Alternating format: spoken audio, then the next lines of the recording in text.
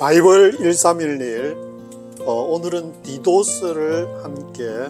묵상해 보기로 하겠습니다. 이름은 디도스지만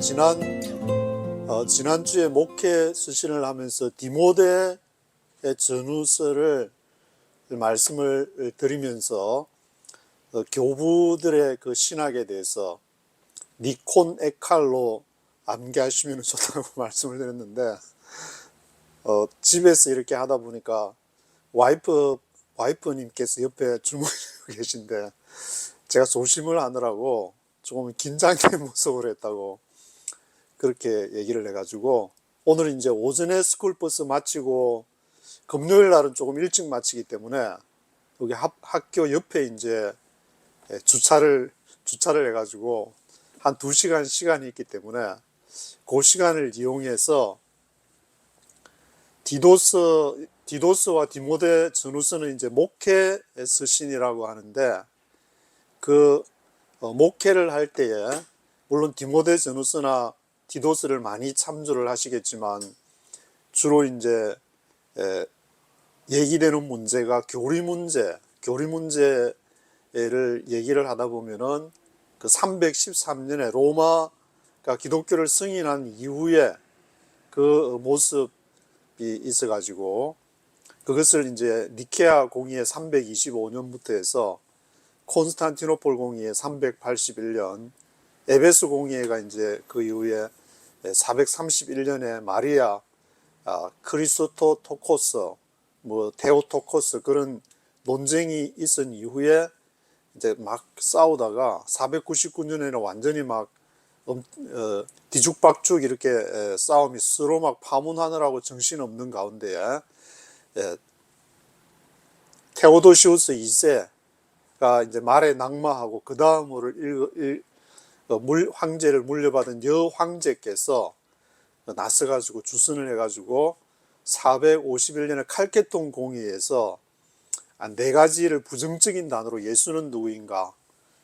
누구인가가 이제 에베소 공의회하고 칼케톤 공의회에서 주로 다룬 문제고 앞에 니케아 공의회하고 콘스탄티노폴 공의회에서는 물론 그 문제도 있었지만 주로 이제 아버지와 아들에 관한 그런 문제를 많이 논쟁을 하고 삼위일체 논쟁이 그때부터 이제 시작이 돼 가지고 이 4개의 이제 공의회를 통해서 비로소 칼케톤 공의회에서는 어느 정도 이제 정리가 됐다고 볼 수가 있을 것 같은데 거기에서는 이제 not mixed, 혼합되지 않아야 된다. 이렇게 예수님이 이 신성과 인성에 대한 그런 문제에 있어가지고 not mixed, 혼합되지 않아야 된다. not changed, 변화되지 않아야 된다. 그리고 not divided, 분할되지 않아야 된다. not separated. 이 not divided하고 divided, 나누어진다는 문제하고 separate, 분할된다는 그 문제는 divide는 이제 여기 하나가 있으면은 2개가 이제 이렇게 나누어질 때 그걸 divide라고 separate는 이렇게 완전히 2개가 떨어지는 걸 separate라 그러는데 예수님의 인성과 신성이 divide 되지 않아야 된다. 그리고 separate 되지 않아야 된다. 이 문제를 이제 제가 이번 주에 이렇게 쭉 문제를 서치를 하다가 이번에는 이제 가톨릭에서 이렇게 니콘 에칼 이후에 가톨릭에서 떨어져 나오게 된 개신교, 저도 개신교에서 자랐고 여기 이제 고신이라는 고려파라는 그 고신에서 쭉 이렇게 전통적으로 자란 케이스이기 때문에 그런 쪽에서 강조를 하는 어떤 칼빈 개혁주의, 소위 말하는 개혁주의 신학이라고 하는 그쪽을 한번 이렇게 생각을 해봐야 되겠다 해가지고 서치를 해보니까 마침 그 기독교 강요를 새로 번역을 하셔가지고 총신대학원 신학대학원에 조직신학을 담당하신 문병호 교수가 계셔가지고 그분 거를 이제 쭉 지금 듣고 칼빈의 이제 기독교 강요가 거의 이제 조직신학과 가까운 그런 내용인데 저도 한국에 있을 때 한번 읽어보려고 도전을 해보려고 하다가 한 1권쯤 이렇게 읽어가다 1권을 못 끊기고 그 다음에도 잘 못 읽고 있었는데 이번에 보니까 그 강의를 매년마다 계속 그 문병호 교수님 계속 이렇게 해 오셔가지고 그걸 아주 이제 재밌게 지금 마지막 4권을 듣고 있는데, 물론 이제 기독교 강요 얘기도 그렇지만 본인의 중간중간에 신앙 고백이나 그런 걸 들으니까 저는 그런 게 더 흥미롭게 들리던데, 그분이 이제 미국에서도 공부하고 저 영국 이제 스카틀랜드 에딘버러 대학에서도 이제 공부해서 학위를 받으시고, 그 지금은 총신대학교에서 그렇게 이제 강의를 하시고 계신데, 이 기독교 강요는 네 권으로 되어 있는데 각 네 권마다 장이 있고 그 장에 또 절이 있는데 전체 절이 1277절이고 80장, 네 권 80장 1277절인가 그렇게 있다고 했는데, 그 절에다가 이제 제목도 본인이, 칼빈은 거기다가 제목을 붙이지 않았는데 본인이 직접 제목을 붙였다고 하니까, 칼빈이나 뭐 기독교 강요에 관심이 있으신 분들은 그 책을 구입해서 한번 보시면은 좋지 않을까라는 그런 생각이 듭니다. 공간 이동을 좀 해서 이제 스쿨버스에서 다시 제가 있는 집에 스튜디오 책상으로 이동을 했습니다. 그래서 기독교 강요를 생각할 때 제가 읽으면서 느낀 점 한 두세 가지 정도 이렇게 말씀을 드리는 것으로, 디도스도 물론 이렇게 중요하지만 디도스를 한번 읽어보시고, 뭐 쓸데없는 변론이나 그런 걸 이제 하지 말라는 그게 좀 많이 와닿고, 그건 디모데한테도 얘기했고 디도한테도 얘기를 했는데, 그런 것도 좀 명심을 하시면서 논쟁을 하려고 하지 말고 나에게 주신 그 하나님의 영, 하나님의 성령께서 임하시는 대로 삶을 살아가는 것, 그것이 우리가 크리스찬으로서 해야 될 일이 아닌가 그런 생각이 들게 되고, 잘못하면 이제 개혁주의 목사님들 제가 많이 만나봤는데 직업상 잘못하면 칼빈 추종자가 될 가능성이 많기 때문에 그런 걸 좀 조심했으면 좋겠다. 왜냐하면 칼빈이 그 당시에 말하고 싶었던 것은 성경을 통해서 가톨릭에 대항하기 위한, 칼빈이 저항했던 것은 가톨릭이라는 것이 있었고, 그리고 교부 시대, 제가 앞에 말씀드렸던 니케아 공의로부터 콘스탄티노폴 공의, 에베소 공의, 칼케톤 공의에 거기 교부들도 그 상대적으로 교리를 만들었지만 그 속에서 말하고 싶었던 것은, 대상은 바로 로마 제국에 대해서 로마 제국이 앞으로 어떻게 이 교리를 갖추고 가야 될 것인가, 그런 거를 고민했다는 점을 항상 생각을 하고 있어야만이 개혁주의의 거두라고 할 수 있는 우리 칼빈 선생님을 정신과 그 믿음을 바로 이렇게 살리는 것이 되지 않겠는가, 그런 생각을 해보게 됩니다. 그래서 이제 워낙에 이 삼위일체가 워낙에 중요하니까 중요한 부분 하나만 딱 짚고 넘어가면은, 거기 이제 우시아라는 단어를 항상 기억을 하셔야 되는데, 우시아가 니케아 공의 325년도에 호모 우시우스 해가지고, 그 우시아라는 본질이 동일하다는 것이 아리우스에 대항을 해가지고, 아리우스는 오리겐의 그런 이렇게 성부성자 성령을 바라보는 것을 자신의 어떤 측면으로 해석을 하지 않았나 그런 생각이 들게 되는데, 그것이 하나님도 아닌, 예수는 누구인가 해서 하나님도 아닌 그리고 인간도 아닌 제3의 어떤 존재로 생각을 하다 보니까 그게 대해서 호모 이우시오스, 그 우시오스가 동일하지 않다, 그런 걸로 이제 이단으로 아리우스가 정죄가 되게 됩니다. 하지만 이 우시아라는 그 존재가 철학적인 용어가 되어가지고, 이 우시아를 설명할 수 있는 다른 것이 없을까? 그래서 아타나시우스가 뭐 5번 정도 기항을 가면서까지 계속 그런 그 성령의 인도함을 받으면서 그것을 고민하다가 갑바도기아의 세 친구 교부들을, 주교들을 만나서 그 두 그레고리안하고 이렇게 세 주교들이 그것을 정립을 하게 되는데, 그때 쓴 용어가 히포스타시스, 우시아 그러니까 한 본질, 한 우시아에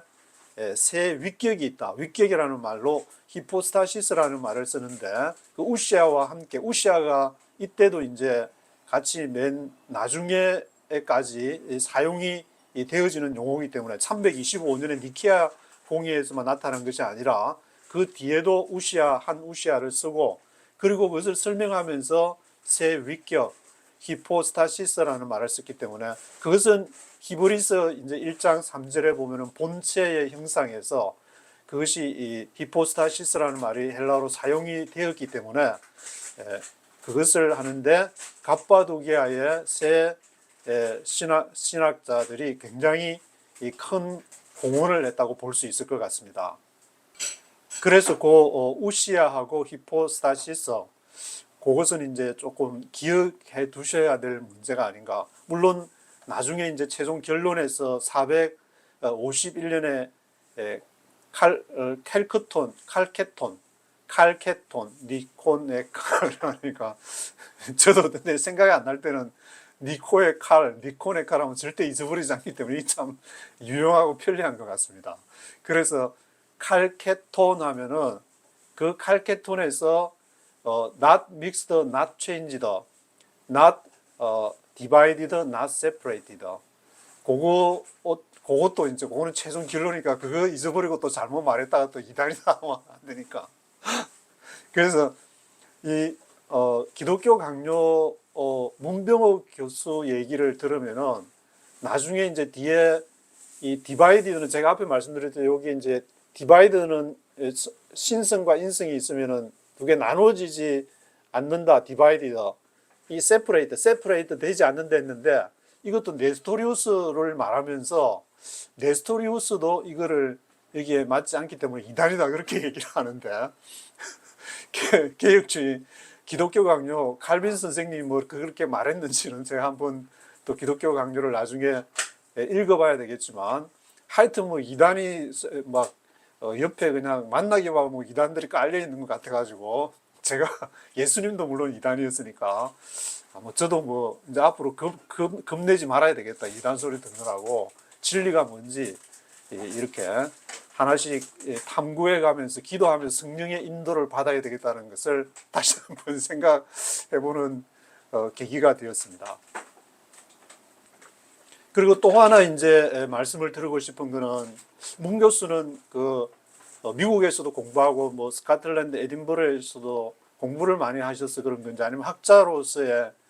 그 양심이 있어서, 양심이라기보다는 그 사실을 얘기하는 데 있어서 서방 로마 전통을 이어받은 서방교회, 한국교회가 이제 미국 교회하고 그 전통을 이어받았는데, 동방교회와 서방교회가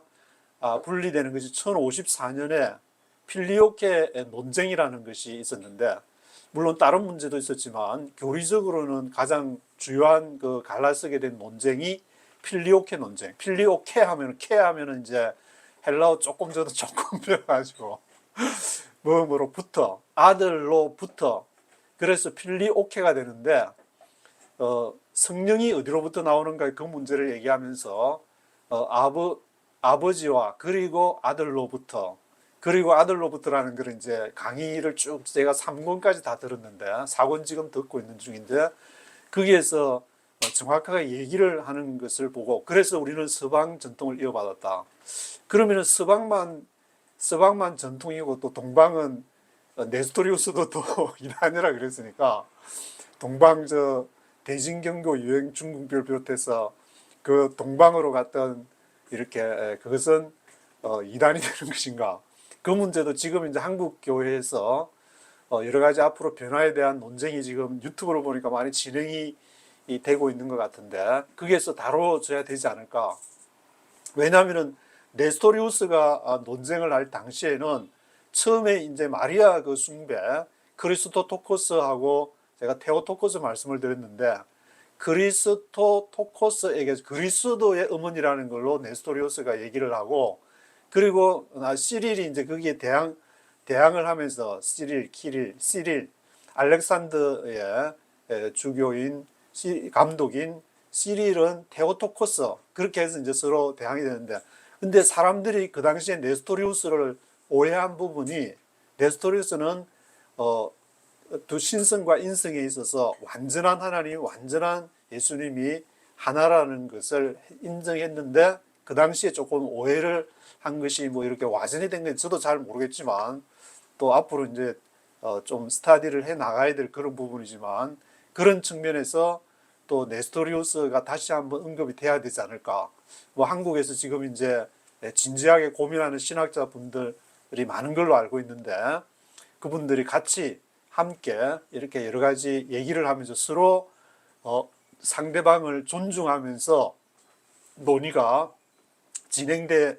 가야 되지 않을까, 그런 생각을 해보게 됩니다. 그래서 본인이 이제 칼빈주의라고 생각하시는 분들, 본인이 이제 개혁주의라고 생각하시는 분들께 당부드리고 싶은 말씀은, 우리가 칼빈이 성경을 그렇게 많이 인용을 하고 했기 때문에 칼빈만이 유일한 전통 개혁을 이어받아서 우리는 그것을 해야 된다는, 그러한 것을 너무 이렇게 자기가 믿는 것은 좋지만 이렇게 남에게 너무 강요하는 것은 조금 무리가 오지 않을까.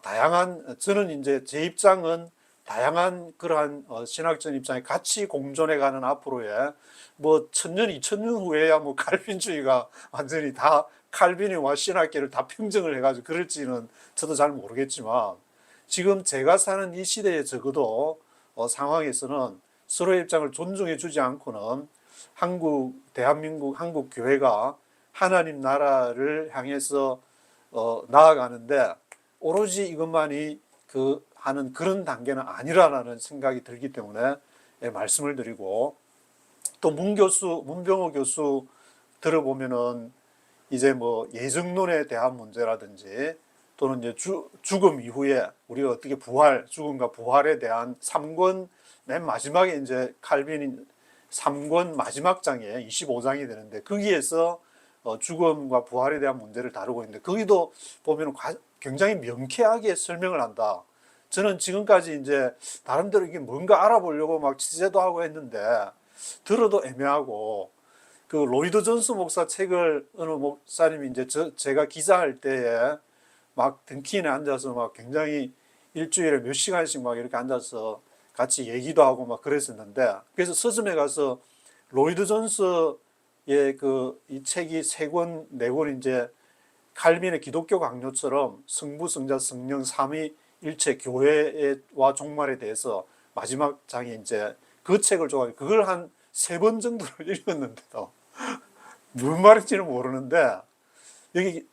기독교 강요 이제 처음에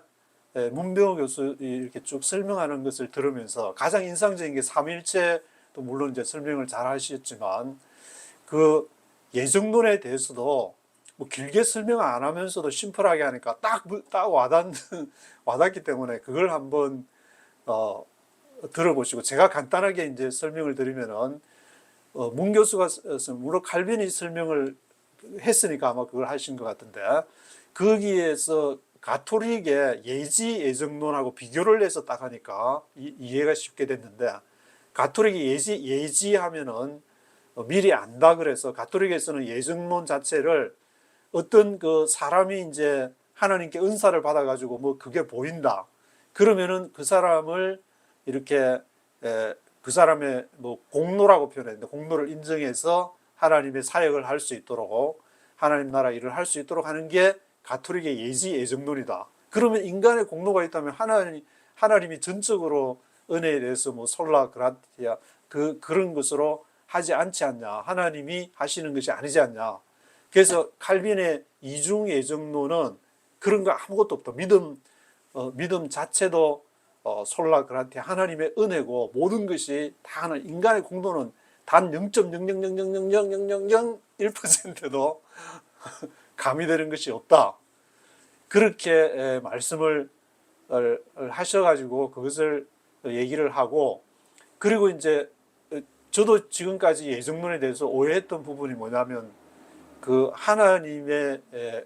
공의, 하나님의 이제 선택 예정론에서 선택이라는 말이 이렇게 우리가 뭐 누구는 선택하고 누구는 선택 안 하고, 그럼 하나님이 왜 그렇게 불분명하다. 하나님이 누구는 선택하고 누구는 짓밟아서 지옥 가게 만들고 누구는 천국 가게 만들고 그런 분이냐, 그런 분이 아닌가라는 생각을, 그 선택의 정론 설명을 그런 것밖에 없으니까 유튜브도 그런 듣게 되면 하는데, 여기 이제 문교수 설명은 이 예를 들면 이제 기차가 두 대가 가고 있는데 하나 조금 가면은 이제 낭떠러지로 떨어져야 되는데 하나는 이렇게 건지고 하나는 떨어지게 했다. 그것 자체가 이제 잘못된 것이 아니다. 왜냐하면은 두 개 다 결국은 다 망하게 됐는데 하나님의 전적인 선택으로서. 그래서 우리가 이제 제 설명으로 한다면은 100명의 사람이 쭉 가서 지금 어느 정도 저기 쭉 가면 낭떠러지가 있는데 막 경주를 해가 말을 타고 달리든 자동차를 타고 달리든 달려가지고 가면 다 죽게 돼 있는, 그것이 전적인 이제 부패, 전적 타락이라고 할 수 있는데, 그래서 가는 중에 있는데 하나님이 10명을 거기서 뽑아가지고 선택을 해서 구원을 했다. 그러면은 우리는 하나님 보고 왜 100명 다 구원하지 않고 왜 10명만 했냐, 그렇게 할 수 있지만, 그건 원래 100명이 다 죽게 돼 있는데 10명만 선택을 했기 때문에 거기에 대해 감사를 해야 될 거지. 왜 90명을 왜 안 구해줬냐고 불평할 그런 사항은 아닌 것 같아. 그래서 물론 그것도 이제 이쪽 편에서 90명 입장에서 보면은 그렇게도 할 수 있겠지만, 하나님 입장에서는 지금 눈물로서 어떻게든 다 구원받기를 바란다 그러는데, 다 구원했으면 좋겠는데 하나님은 10명만 한 것은 우리로서는 이해할 수 없는 일이다. 이 성경 자체, 하나님 자체, 교회 자체가 다 신비로 비밀이라는 말을 많이 쓴 것 같은데, 비밀로 가득 차 있기 때문에. 그래서 칼빈주의, 개혁주의, 무슨 그런 주의도 좋지만 일단은 하나님의 비밀이, 가톨릭을 대항해서 나왔던 칼빈이 이제 500년이 지나서 더 이상 그 이상을 능가할 수 없을 정도로 칼빈이 정리를 잘했다고 아주 얘기를 하고 이제 극찬을 하는 개혁주의 목사님들 많이 보게 되는데, 그렇더라도 하나님께서는 이제 그 칼빈을 들어서 사용하실 분인데도 그렇게 얘기를 하면서도 가만히 보면은 저분이 칼빈을 믿나 아니면 하나님을 믿나 아니면 바울을 믿나 예수님을 믿나처럼 헷갈려서 되는 부분들이 많지 않은가, 그런 생각을 해보게 됩니다. 그래서 이제 한국 신학계도 조금 이제 지금까지 한 100년, 가톨릭은 이제 200년, 개신교 100년 지났으니까 이제 100년이면 신학 전반으로 봐서 이제 시작하는 시간이니까 천년이 하루 같다고 그랬습니다. 이제 아침에 일어나가지고 이제 일어났네 하는 그런 시기니까 지금부터 시작한다는 이제 생각으로 이 신학계가 너무 그냥 그 딱 틀에 박힌 그런 쪽으로만 갈 것이 아니라 교부들도 좀 이렇게 많이 연구를 하고, 예를 들면 앞에 이제 제가 니코네칼 말씀드릴 때 그게 터툴리안이 있었고 오리게네스가 있었는데, 이 문병호 교수께서도 터툴리안에 대한 논문을 이제 이전에 한번 성육신에 관한 그 논문을 썼다고 그랬는데, 그거를 이제 신학계에다가 발표를 했는데, 그때 자기가 그걸 발표하고 다른 이제 외국 신학자들한테서 봐도, 야, 한국에서도 어떻게 이런 걸 발표할 수 있냐. 이 정도로 지금 한국 신학계는 외국에서 바라보기에, 물론 많이 이제 한국 교회를 본받아야 될 점도 있지만 너무 교회 중심주의, 교회가 마치 이제 우상이 되어가지고 그렇게 가는 경향도 있지 않냐. 오늘 아침에도 무슨 개혁실천연대인가 보니까 목사님 퇴직금, 목사님 그 퇴직금, 은퇴금 그런 문제를 얘기하는데, 정말 카톨릭의 옛날에 부패는 저리 가라 할 정도의 그런 상황들이 한국 교회에서 일부 그래서 발생하고 있는 것이 아닌가라는 그런 생각이 들어가지고 좀 더 이렇게 각성해야 될 부분이 아닌가 그런 생각이 들게 됩니다. 그래서 마지막으로 하나만 말씀을 드리게 되면은 이게 이제 칼빈주의나 뭐 기독교 강요 얘기하면 성경을 많이 인용해서 성경을 얘기하는데 성경도 잘못하면은 이게 막 우상이 될 수도 있지 않는가. 무슨 소리 하냐면 저보고 또 뭐 이단이라 말해도 이제 할 말은 해야 되기 때문에. 왜냐하면은 이 구약하고 신약이 합쳐서 66권이 되는데 신약 그 27권에 대한 얘기가 아타나시우스가 367년에 보면은 그 서신에 보게 되면은 그때 이제 신약 27권이 등장하기 때문에 우리가 지금 성경 안에서 성경 하나님의 말씀 죽자연가하면서 이렇게 얘기하지만 그 안에서 아무리 얘기해도 결국 논의하는 것 자체는 교부 그쪽에서 좀 더 이제 축소해서 들어가면 어거스틴의 손을 벗어나지 못한다. 그래서 이 어거스틴도 물론 좋지만 하나님이 그 어거스틴 위에 계셔야 되는데 나중에 430년에 돌아가시게 되는데 이 재밌는 게 이제 천주교 그 이상규 신부를 들으니까 교부 쪽에 제가 관심이 있어서 쭉 한번 지금 듣고 있는 중인데 그걸 들으니까 무슨 재밌는 얘기가 나오냐면은 딱 돌아가시고 나서 편지가 한 통이 딱 왔는데 에베소 공회 431년에 에베소 공회가 모으니까 어거스틴께서는 이제 에베소로 모여라. 에베소 공회를 한다. 그래서 만약에 그때 1년 전에 이제 430년에 어거스틴이 돌아갔으니까 어거스틴이 돌아가지 않고 에베소 공회에 참석을 했다면은 그런 일이 발생하지 않았을 것. 에베소 공회에서의 문제 20년 후에 이제 니케아 공회가 발생하지 상황이 전혀 달라지지 않았을까 그런 얘기도 하는데 뭐 역사에서는 뭐 가정이라는 것은 없지만 이 성경이라는 자체도 27권이 딱 정해졌기 때문에 좀 더 나중에 이제 조금 더 진전이 되면은 아직까지는 성경 안에서도 막 완전 논쟁의 방향조차 일치가 되지 않고 있으니까 근데 이제 기독교 이렇게 쭉 기독교가 생긴 이래로 AD 70년에 유대교하고 기독교하고 갈라지면서 그 이후로 기독교에서 큰 흐름은 하나는 이제 지금 신학적인 용어로 표현하자면 하나는 칼빈주의, 하나는 알미니안주의. 그래서 아까처럼 가톨릭에서 이제 조금이라도 공로 0.0001% 이 공로 그건 아니야 딱 해서 칼빈이 칼 뽑아가지고 과감하게 이제 팍 쳐버리는 그런 논쟁이 앞으로 어떻게 될지는 모르겠지만 양쪽이 있는데 서로 너무 이렇게 헐뜯지 말고 비방하지 말고 여기 디도스에 보면은 디도스 3장 9절에 보니까 어리석은 변론, 족보, 분쟁, 율법 나와 있는데 서로 너무 분쟁을 하지 말고 그러니까 결국은 우리가 복음서가 이렇게 기본이 돼야 되는데 이 교리를 하다 보니까 바울을 강조하게 되고 또 교부가 이제 로마 313년 이후에 로마 국가와 결합한 그 기독교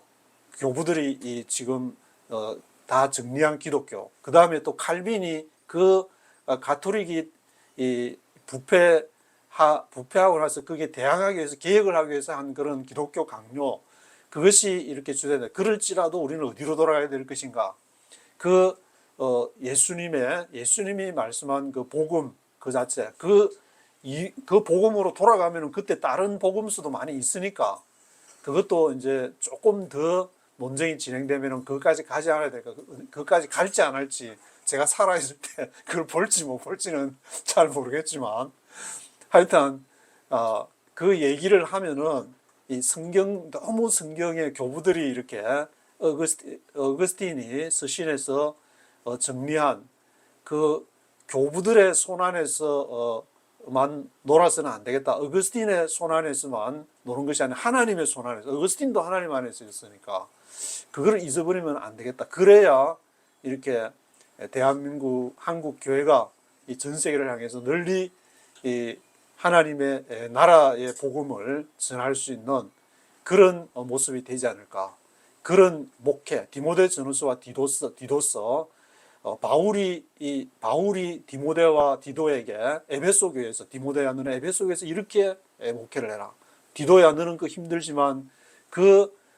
크레타섬에서 이렇게 목회하라. 그런 바울의 마음과 신앙을 봐야지. 그걸 자꾸 교류화 시켜가지고 이러니까 성경에 있지 않냐. 이게 하나님 말씀이 아니야. 이게 축자연감설이지 않냐. 그런 식으로 자꾸 고집을 부리면은 하나님이 어떻게 또 하나님이 들어 쓰시려고 하다가 안 되겠다. 옮겨야겠다. 촛대를 옮겨버리면 안 되니까 늘 하나님 앞에서 부족한 우리의 모습에 성령께서 주시는 은혜만큼만 나가고 그렇게 사는 것이 참된 크리스찬의 삶이 아닌가, 그런 생각으로 말씀을 드려봅니다. 오늘은 여기까지 하도록 하겠습니다.